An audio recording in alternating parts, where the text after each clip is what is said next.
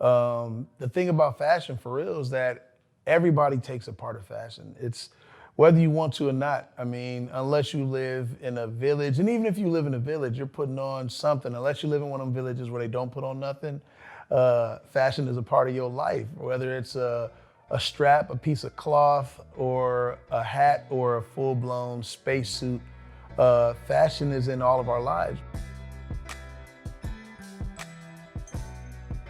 You can't really talk about fashion in a modern day sense without talking about Black people.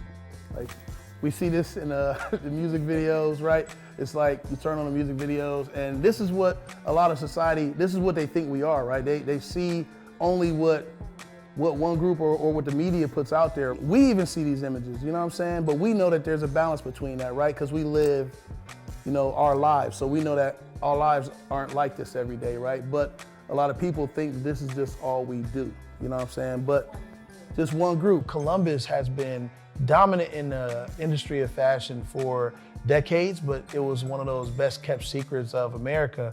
And the Columbus Fashion Initiative really is about taking the cover off of that and showing the rest of the world why we're the third largest fashion industry in the country, and also what you can do when you take that knowledge and expertise and bring it down into the culture of the city, bring it down into the community, and give the next generation the opportunity to create the next chapter in fashion. So we've been blessed to have many people at the table. Like I said, civic leaders, fashion leaders, education leaders, cultural and community leaders who all have seen the initiative and see the power that we can, create, and the empowering the youth, empowering, minorities, empowering just people in general through this lens of fashion to go out there and create that next chapters. We have a history with fashion, with big retailers that have made Columbus home. But we know that the industry is changing, and that there are that independence, having folks that just have a passion for fashion, that if they don't have the outlet, they don't have the support, if they don't have the infrastructure to support that type of work, they will leave. They will go to LA, they will go to New York. And we'd be damned if, for all that we have done to support and to grow and to be a part of, we talk about Columbus is number 3 in fashion.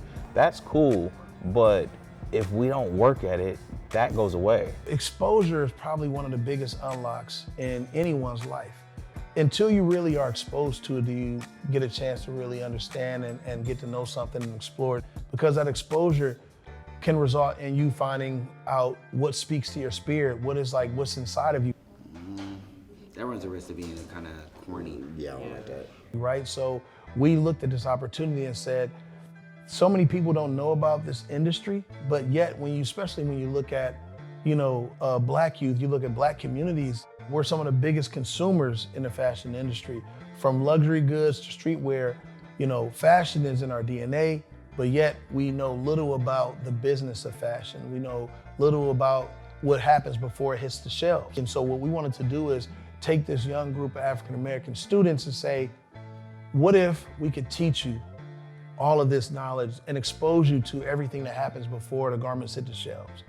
It's hugely important that we make sure in this program that we spend the proper amount of time educating them on the legacy that they're a part of. A lot of them are surprised to see just how much we've been vital to the fashion industry throughout the years. It's a big moment for a lot of people in the city, and so it's a big fashion moment. So, it is a lot of pressure, but we make sure that we have the experts there to guide them along the way, but it gives them a good sense of what this industry is like, allows them to really have to focus, but also gives them a chance to get a really dope collection out right before school starts.